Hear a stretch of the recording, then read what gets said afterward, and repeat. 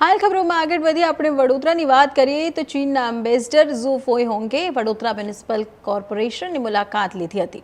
આ દરમિયાન ભારત ચીન વાતચીતના દ્વિપક્ષીય વેપાર વચ્ચે સંબંધો વધારવા અંગે મહત્વપૂર્ણ ચર્ચા થઈ।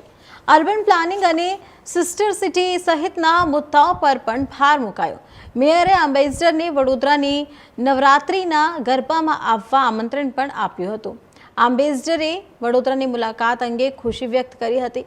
આવનારા સમયમાં આર્થિક, સાંસ્કૃતિક અને વેપાર ક્ષેત્રે સહયોગ વધારવા સરકારના માર્ગદર્શન મુજબ આયોજન કરવામાં આવશે।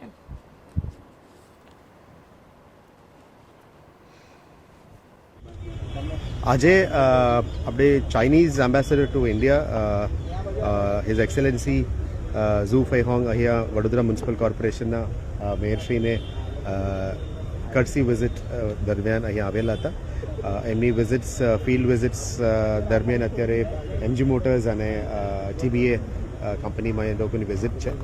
સાથે સાથ ગુજરાત અને ચાઇનીઝ વોંગડોંગ પ્રોવિન્સની વચ્ચેનું જે સિસ્ટર સિટીઝ અલાયન્સ છે એને કેવી રીતે આગળ લઈ જઈ શકાય એ બાબતનું ચર્ચા પરામર્શ કરવા માટે આવ્યા હતા અને બહુ સારી મુલાકાત લઈ। Mayor, deputy mayor, standing committee chairman, પાર્ટીના નેતા દંડકશ્રી અને કમિશનરશ્રી અને ટીમ સાથે બહુ સારી મુલાકાત લીધી હિઝ એક્સેલન્સી એમ્બેસેડરનો અને કદાચ એમની પહેલી વિઝિટ છે વડોદરામાં।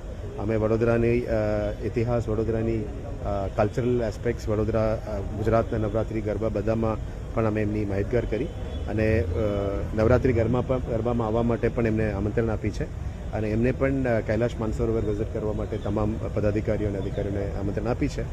હવે સરકારનું માર્ગદર્શન લઈને આગળનું જે પણ કાર્યવાહી રહેશે સિસ્ટર સિટીઝ વિઝિટ માટે એ અમે ટીમ તરીકે નક્કી કરીને આવનારા દિવસોમાં આગળ વધવાનું નક્કી કર્યું છે। વડોદરાની ઓળખ, વડોદરાની હેરિટેજ, વડોદરાની મ્યુનિસિપલ બોન્ડ્સ, વડોદરા શહેરના urban planning, comprehensive mobility, Vadodara શહેરની સંસ્કારી નગરી અને કલાનગરીની ઇતિહાસ બધું એમને માહિતગાર કરાવ્યું છે।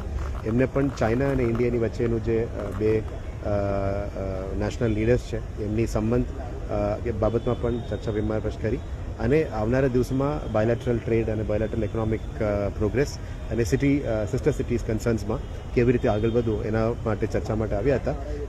બહુ સારું ઇન્ટરેક્શન રહ્યું અને આવનારા દિવસોમાં ટીમ બીએમસી તરીકે આગળની કાર્યવાહી અમે કરવા માટે નક્કી કરી રહ્યા છીએ। Thank you.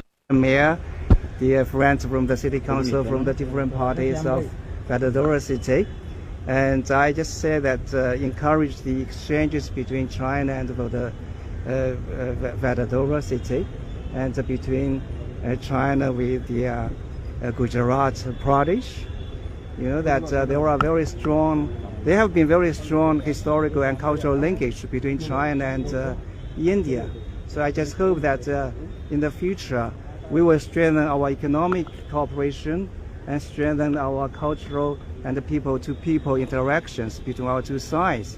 Because China and India are the most important developing countries and most important emerging economies. The importance of our relationship has overpassed the bilateral